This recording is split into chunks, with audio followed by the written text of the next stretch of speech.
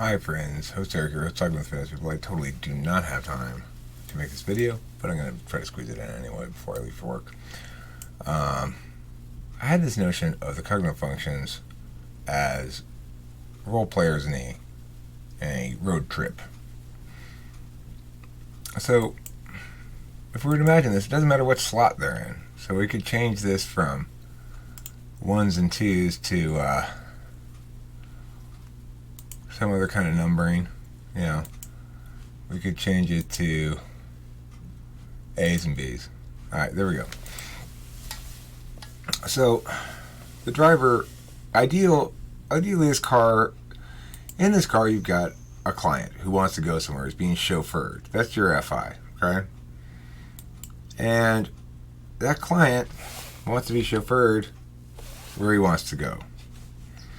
Now TE then would function as a navigator. How do we get there?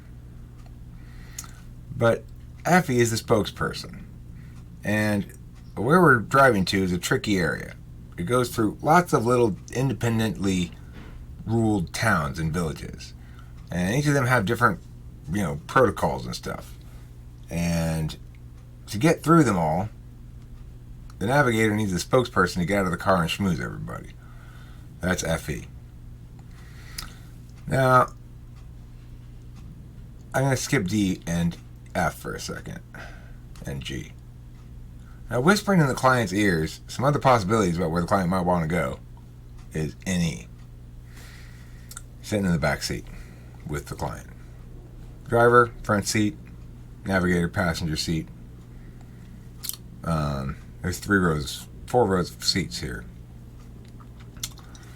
The spokesperson, that spokesperson sorter sitting in the 3rd row, and your navigator, shield, and arbiter of disputes are sitting in the back row. So here's the deal in this car. The client says where to go, tells the navigator where to go. The navigator figures out how to get there. The driver goes there, but they need to go a direction and a route that they'll be able to actually not get interfered with by people. So they need a spokesperson and a spokesperson's sword. The spokesperson says, this is going to interfere with people. Sometimes the spokesperson and the client are in disagreement. The client says, I don't care if it interferes with people, I want to go there anyway. At that point, the spokesperson's sword explains why we shouldn't go there. Now, the navigator's shield remembers that what's been decided already to go there, and remembers what TE has said, how to get there, and remembers that SE is currently driving there and fights for the client's existing status quo thing and things from the past. Meanwhile, of course, the client whisperer is also concurrently whispering in the client's ears, but maybe there's some other possibilities. Now, so when the spokesperson's swords come into conflict with the navigator's shield, and occasionally the spokesperson and the spokesperson's sword don't agree. So this is sort of like growth within the self, I guess, depending on where your conscious stack or something is. First, you got to get these guys to agree. You got to get these guys to agree. Anyway, at the end of the day, what decides the matter? The arbiter of disputes, NI. He's sitting back there in the back row next to the navigator's shield, and at the end of the day, he goes, all right, guys, that's enough back and forth between the spokespeople and the navigation team. I side with navigation. Spokespeople, it's gonna have to. It doesn't matter about perceptual shit. Too bad, TFB. You just live with it because we're going efficiency and interest this time.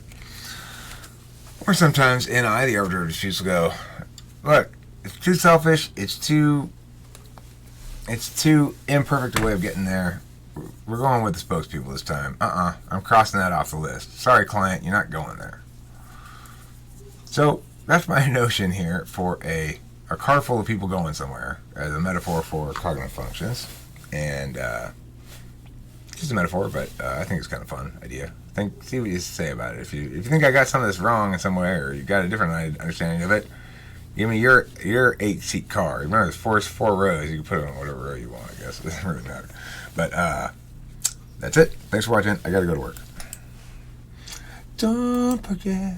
Oh, don't forget. Good Lord, no, don't forget to eat